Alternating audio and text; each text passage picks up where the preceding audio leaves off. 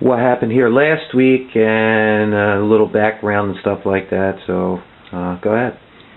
My name's Alan Fenstermaker, and today we just did a dowsing rod session and EVP session over in the room that my dad passed away in on September 17th, 1996. And during that session, we did reveal that there were some other spirits present in the room. Like, I also discovered the spirit of my grandmother that passed away, and also my grandfather as well, both my mom's mom and my mom's dad as well. And we also discovered too that that there was another spirit that was present in the room as well, that was around during the Revolutionary War time, that seemed to be attracted to the American flag that was on top of the wood pellet stove.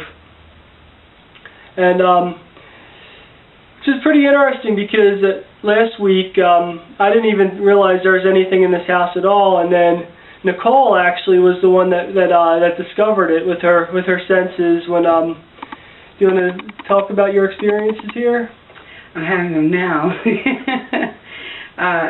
It was just, the house was thick with energy. I knew that there was something going on here, but most importantly, when I went to go use the bathroom, when I first got here, remember I asked you for ibuprofen? Mm-hmm. I was fine all night, and I drove from Gettysburg, from doing an investigation there, and then from Gettysburg to Pipersville, from Pipersville to here.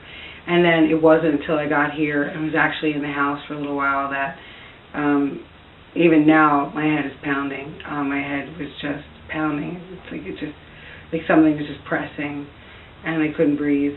And so I was using the bathroom, and I heard voices outside of the bathroom, and I knew Alan was upstairs, and I knew everybody else was sleeping. So I kind of dismissed it, got the ibuprofen, took about 2,000 milligrams, jokingly, and then proceeded to leave it go. And then we were working for a while because the headache subsided, but I kept complaining. Like, I was complaining, and then the computer, the computer was giving us all kinds of problems. Like, we were trying to get a lot of work done, and it would just do what it wanted. It was glitchy, and phones were like, it was just really odd, batteries draining, just really crazy things. And then Alan ran up to use the other computer because we were having problems with the one that was down here. And we have a phone call. It's Jen. It's Jen. Hi, Jen. We love you. That's actually someone else from our ghost hunting team. But anyways, like what Nicole was saying about the batteries draining in this house is back in the other room earlier, like when we were doing the dowsing rod session, Robin flew right over too. Robin has a digital camera that she was taking still photos on, and her digital camera battery was draining. And didn't you say when you were outside that... What's going on, sweetie? And Nicole was even saying that the digital camera, when she went outside, was fully charged. So the battery was full in that. And I even noticed the battery was draining on my camera as well when we were doing the dowsing rod session. Jen's actually on the phone right now via telephone during the interview. Hi, Jen. Say hi to everyone. They can't hear you, but she's saying hi. What's going on? We're actually trying to set up our next investigation, which will be possibly tonight or maybe next week, or who knows. But anyway, I'm going to call you right back, sweetie.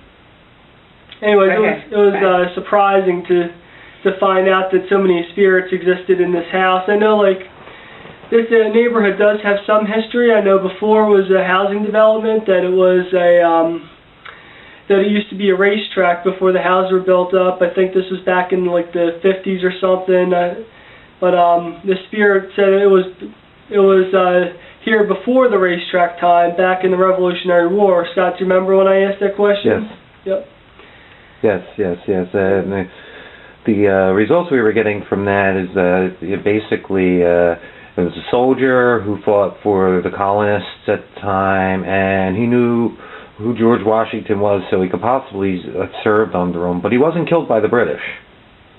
That's one thing we did find out. He wasn't killed by the British. I wasn't in the room for the dowsing rod session that was filmed earlier because I literally physically can only be in this house for such a small period of time that I knew that the session was something that I just was not going to do because I wanted to get a gauge on Robin and Teresa's her name, correct?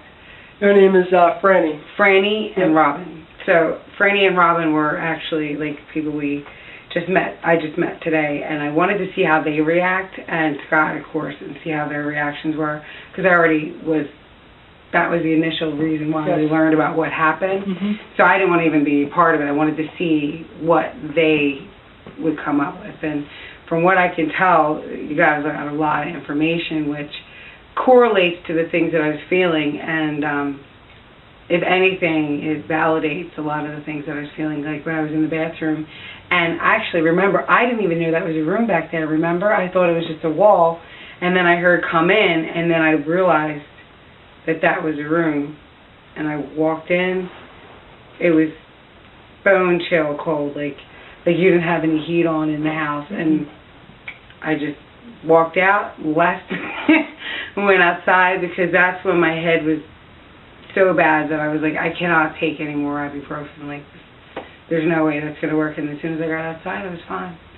It's like when I go in the house, I get sick, headaches, pain, and then when I leave, I'm fine. So to me, that's a good sign that there's a lot. And even Robin earlier said the air is just really heavy. You can feel a weight in the space. Like you can feel the weight of it. I'm cold.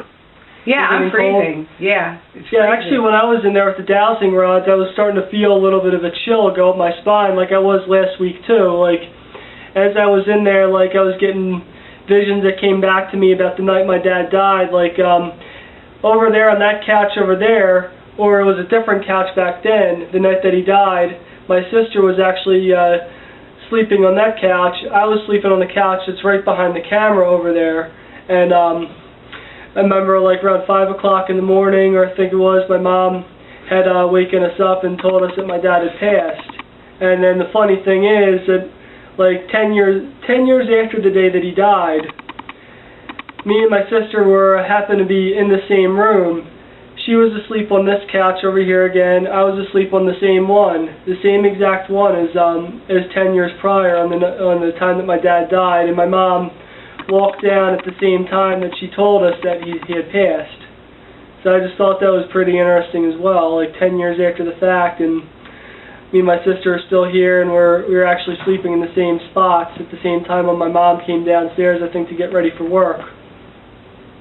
I just think it's really interesting how active this house is. Like, and I remember saying it's not just your father, and I said that there was, other people, but I just, at that point was like, whoever they are, like their family.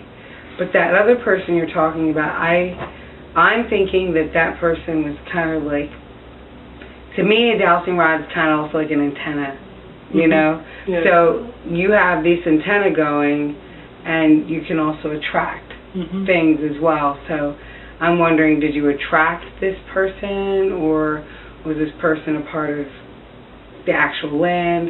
It'd be interesting to get some type of research to figure out what specifically was here, how long ago it was here, and what actually took place on this land itself. I do know that your father's always very, very close by. Like, he's always very, very close by, and very active, very, very active, to the point for where he like sits down next to you. Like, it's weird. Like, can you feel that sometimes? Like, definitely. Like earlier this week, actually, like one of my coworkers, I was talking to her about the dowsing rod session, and she was even telling me that she was getting a pain like right on the base of her spine, right by her neck, and my dad's brain tumor was on the brain stem, and she was getting pain right on her brain stem right there, and then she asked where my dad's brain tumor was, and then she automatically, like when I told her it was a brain stem tumor, she knew exactly what it was, at the pain that she was getting, and she could tell that my dad's my dad's active and that he's always around me. Very much.